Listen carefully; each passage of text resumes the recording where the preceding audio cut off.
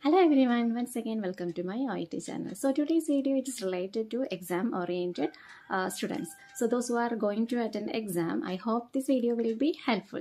So first I will start with the writing. So when you are going to write the letter, just keep three things in your mind. So I want to tell you four things. The first three things are related to present medical paragraph. So there are some different types of questions in this 2022, and this is going to be a twisting questions. So almost you will get some confusion somewhere when you are writing the present medical paragraph.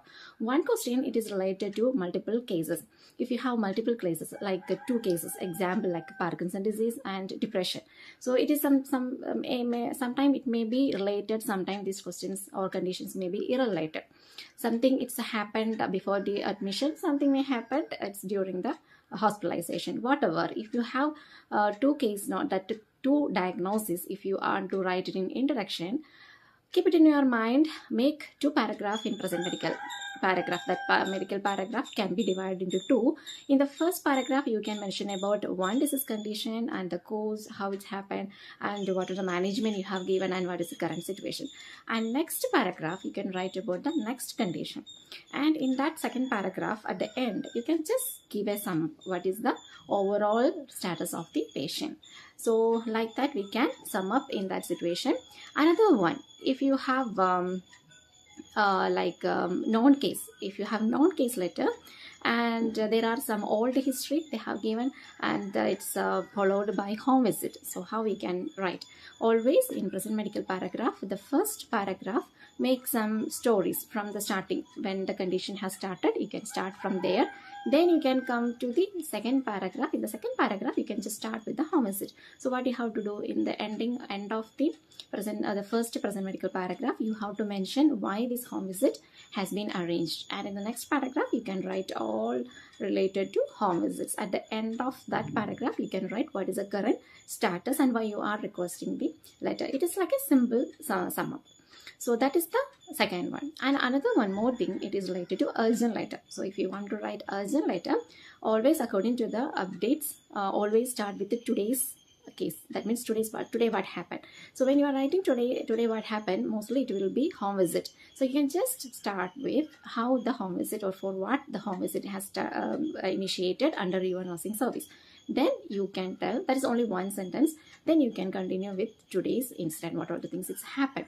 Then at next paragraph, you can just start with the old history. If there is like old history means start with initially. Okay, initially these are all the things happened, and at the end of this paragraph, you can just come to home visit. Therefore, he has been arranged with our home visit. So these are all the three things I want to tell you regarding the present medical paragraph. Then the fourth one, I just want to tell you regarding the introduction. So introduction means mostly you will not get confusion, but in some cases there will be two conditions. So that is the thing you will get confused, whether we have to write two conditions or it will be only one. So like that. So always see the recommendation. It will be easy for you to find out. In the recommendation, just you can see what all the recommendations are given. Example, if it is related to two conditions, that means you have to write the two conditions in the introduction. If it is related to only one, so mostly the present medical paragraph itself, we can give the importance for other conditions. But presently,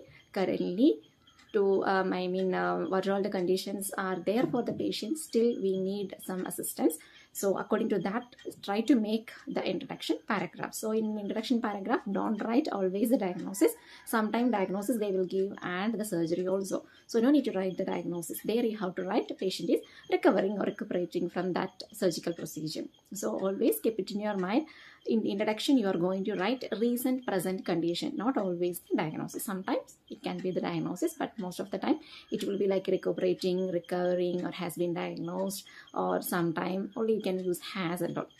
And sometimes you may get confusion whether you have to use has been or you have to use was diagnosed. Has been diagnosed means for the recently if it is diagnosed, you can write has been diagnosed with. If it is very old condition, you can just write was diagnosed. And then one more thing I want to explain you, that is important point in present medical paragraph. Example, there is one condition but it is like exacerbated condition or worsening. But this condition is already there for many years and patient is on medication or treatment. How we can start? Always start in the present medical paragraph with the has had. Example, Mr. X has had chronic obstructive pulmonary disease since 2016 and on this medication. But today what happened? Today also patient has the same problem, but it is like an exacerbation of COPD or infective COPD. So something it can happen. Alzheimer's disease or Parkinson disease, or can be hypertension, diabetic, or whatever, like a chronic condition, renal failure also. So something is happening like a worsened version. That is today's case note. Means always that the past history you have to write it in the present medical paragraph with has had. Okay, Mr. X has had this condition since this year and he is on this medication, and start with then again continue with recently on this date patient presented with this on, like that you can sum up. So these are the things it is related to writing. So I hope this video is helpful for you. I will make another one video for speaking. Don't miss that one also. I will come back with that one. Until then, bye. Take care.